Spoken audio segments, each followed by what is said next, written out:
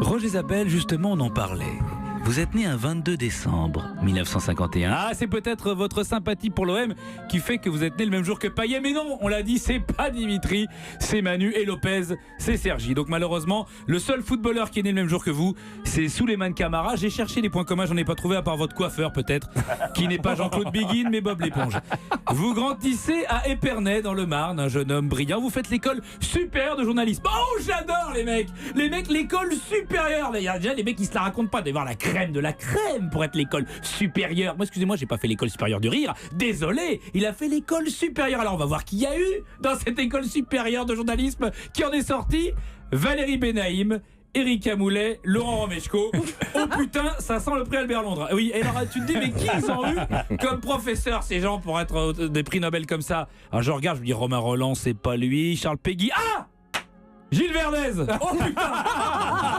Gilles Verdez, prof à l'ESJ, tout s'explique, c'est vraiment une école supérieure. Donc vous sortez de l'ESJ, pas peu fier, et vous en sortez major de votre promo. Oh la main! Isabelle s'impose enfin, tout était calculé au millimètre après les erreurs tactiques dont nous parlions les derniers jours. Eh oui, Isabelle s'impose, il est le meilleur. Et oui, ce statut, vous le gardez tout au long de votre carrière de journaliste sportif, ce qui vous vaut un sens aigu du journalisme. Quand il vous faut annoncer un drame, vous savez garder un ton solennel qui convient.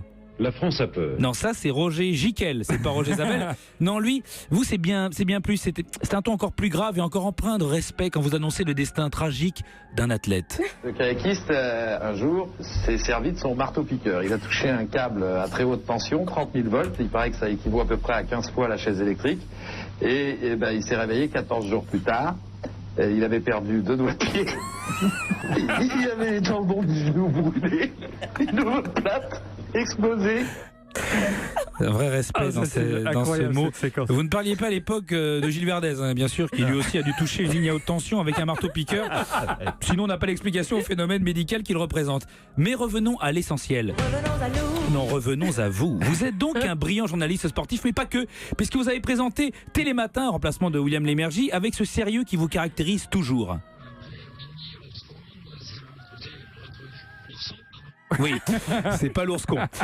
Et vous présentez même pendant un temps la maxi-tête sur Canal. Alors, qu'est-ce que c'est la maxi-tête? Qu'est-ce que c'est que ce jeu? Le jeu était simple. C'était une tête faite avec 5 morceaux de tête différentes. Et il fallait trouver le nom de 5 personnalités qui formaient la tête. Ça, je savais. Avec une phrase utilisant 5 personnes. Enfin, c'était compliqué. Essayez de trouver chez vous cet exemple. Et voilà, mais c'est toujours une ville que j'aime bien venir. Alors oui. Alors là, c'était Ribéry. On peut dire aussi qu'il a une maxi-tête et qu'ils sont plusieurs dedans et qu'il y a des morceaux différents. Mais c'était pas le jeu de l'époque. Votre passion, c'est le sport. Vous animez des émissions plus cultes et vous faites un stage d'œnologie puisque vous rejoignez Robert Chapat sur Stade 2. Mais l'amour du vin, c'est bien, mais ça vaut pas la thune et les gonzesses. Alors vous filez sur la salle du Berlusconi pour animer Pentathlon.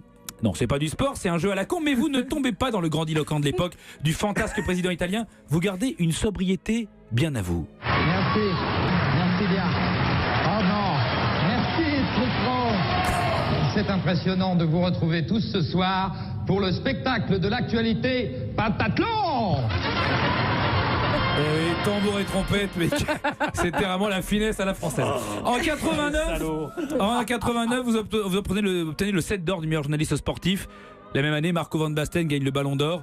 C'est autre chose, il y a 2 trophées, il y en a un qui a peut-être plus mal vieilli que l'autre. Encore que, ça fait 2 ans d'affilée que c'est Ronaldo et on pourrait appeler ça le 7 d'or. Finalement, ça changerait pas grand-chose. Vous présentez Téléfoot où vous succédez à un homme au bout du rouleau qui choisit de lâcher le navire pour partir loin chez les parvenus de la chaîne cryptée, le funeste Didier Roustan dont on n'a plus de nouvelles. Et puis vous présentez Automoto et surtout le cultissime Va y avoir du sport. Alors cultissime, pourquoi? Et là, c'est personnel.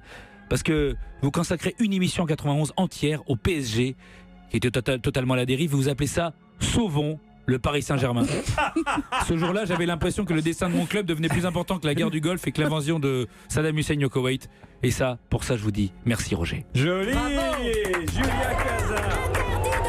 Interdit de stade, magnifique. Vous pouvez écouter bien sûr. Sauvons le Paris Saint-Germain. L'interdit de stade de Julien Cazard sur europe1.fr, le podcast de l'émission Y'a pas péno. Bravo Julien.